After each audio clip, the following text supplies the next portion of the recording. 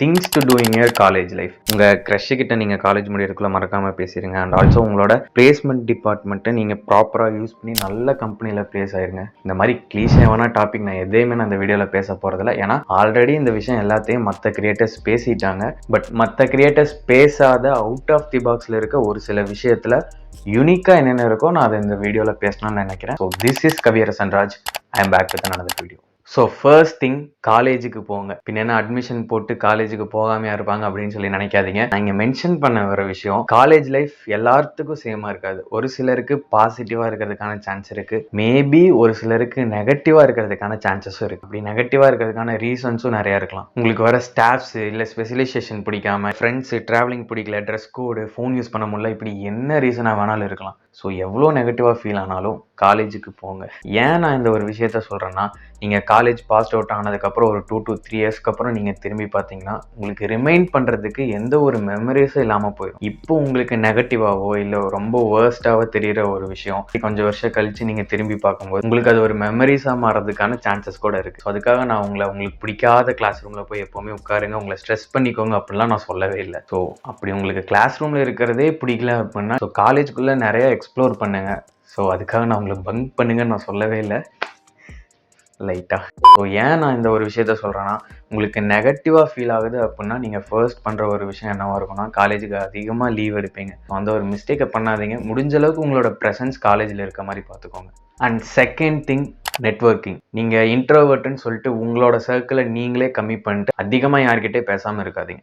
ஏன்னா ஃபார் எக்ஸாம்பிளுக்கு இப்போ நீங்கள் காலேஜில் ஒரு செகண்ட் இயரோ இல்லை ஒரு தேர்ட் இயரோ படிக்கிறீங்கன்னா உங்களோட செட் ஆஃப் ஏஜில் உங்களால் நிறையா பீப்புளை பார்க்க முடியும் உங்கள் காலேஜில். ஸோ அப்படி இருக்கும்போது நீங்கள் அவங்க எல்லாத்துக்கிட்டையும் பெருசாக நீங்கள் ஒரு கான்வர்சேஷன் இல்லைனாலும் ஸோ முடிஞ்ச அளவுக்கு நீங்கள் ஒரு கான்டாக்ட்ஸை தெரிஞ்சு வச்சுக்கிறது நல்லது.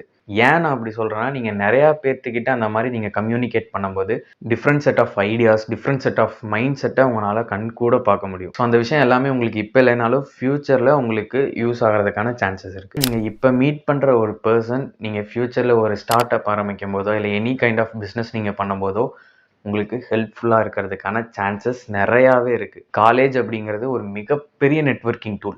அந்த ஒரு டூலை நீங்கள் கரெக்டாக யூஸ் பண்ண கற்றுக்கோங்க. நான் அந்த ஒரு விஷயத்த மிஸ் பண்ணிட்டேன்னு சொல்லி இப்போ வரைக்கும் நான் ஃபீல் பண்ணிட்டு தான் இருக்கேன். ஸோ முடிஞ்ச அளவுக்கு நிறையா பேர்த்துக்கிட்ட கம்யூனிகேட் பண்ண ட்ரை பண்ணுங்கள். தேர்ட் திங், உங்களோட காலேஜில் நடக்கிற ஈவெண்ட்ஸில் ஏதோ ஒன்று ஆர்கனைஸ் பண்ண ட்ரை பண்ணுங்கள். ஸோ எல்லாத்துக்கும் அந்த சான்ஸ் கிடைக்குமான்னு சொல்லி கேட்டால் கண்டிப்பாக கிடையாது. அப்படி ஆர்கனைஸ் பண்ணுற சான்ஸ் கிடைக்கலனாலும் ஏதோ ஒரு ஈவெண்ட்டில் பார்ட்டிசிபேட் பண்ணுறதுக்கான ஸ்டெப் எடுங்க. ஏன் அப்படி சொல்கிறேன்னா, மோஸ்ட்லி நிறையா பேர் 2 விதமாக தான் நம்ம ஃபீல் பண்ணுவோம். ஒன்று, நம்மளை நினச்சி நம்மளே சுப்பீரியராக ஃபீல் பண்ணுவோம், அப்படி இல்லைன்னா இன்ஃபீரியராக ஃபீல் பண்ணுவோம். அப்படி நீங்கள் சுப்பீரியராக ஃபீல் பண்ணுறீங்க அப்படின்னா நீங்கள் இந்த மாதிரி ஈவெண்ட்ஸை நீங்கள் ஆர்கனைஸ் பண்ணும்போதோ இல்லை அந்த ஈவெண்ட்ஸில் பார்ட்டிசிபேட் பண்ணும்போதோ உங்களோட ஃபுல் பொட்டன்ஷியலை உங்களால் தெரிஞ்சுக்க முடியும். அதே வைஸ் வேர்ஸா நீங்கள் இப்போ ரொம்ப இன்ஃபீரியராக ஃபீல் பண்ணுறீங்க அப்படின்னா நீங்கள் தான் ஃபஸ்ட்டு பார்ட்டிசிபேட் பண்ணணும். ஏன்னா உங்களோட இன்ஃபீரியாரிட்டியை நீங்கள் உடைக்கிறதுக்கு இதை விட பெரிய சான்ஸ் உங்களுக்கு எங்கேயுமே கிடைக்காது. ஏன்னா ஸ்டேஜ் பெர்ஃபார்மன்ஸ் அப்படிங்கிறது ரொம்பவே சிம்பிளான விஷயம் கிடையாது. ஸோ அதை என்னால் இந்த ஒரு சின்ன வீடியோலையும் அதை பற்றி என்னால் பேசிடவும் முடியாது. ஸ்டேஜ் பெர்ஃபார்மன்ஸ் அப்படிங்கிறது ரொம்பவே பவர்ஃபுல்லான ஒரு விஷயம். ஏன்னா அவ்வளோ பெரிய க்ரௌட் முன்னாடி நம்மளை ப்ரெசென்ட் பண்ணிக்கிறது அப்படிங்கிறது கொஞ்சம் டிஃபிகல்ட்டான விஷயம். ஸோ அந்த ஒரு விஷயத்த உங்களால் கடந்து வந்துட முடியும் அப்படின்னா உங்களோட இன்ஃபீரியாரிட்டி காம்ப்ளெக்ஸை உங்களால் சுக்குநூறாக உடைக்க முடியும்.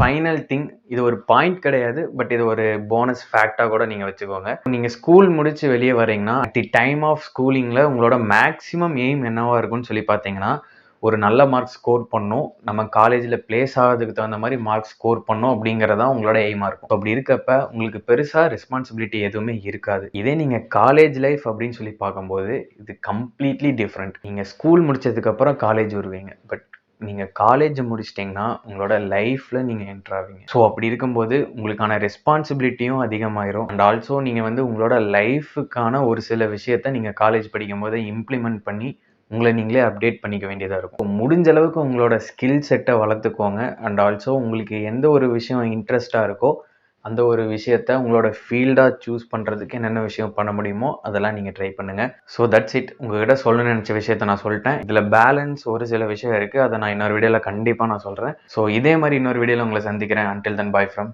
கவியரசன் ராஜ்.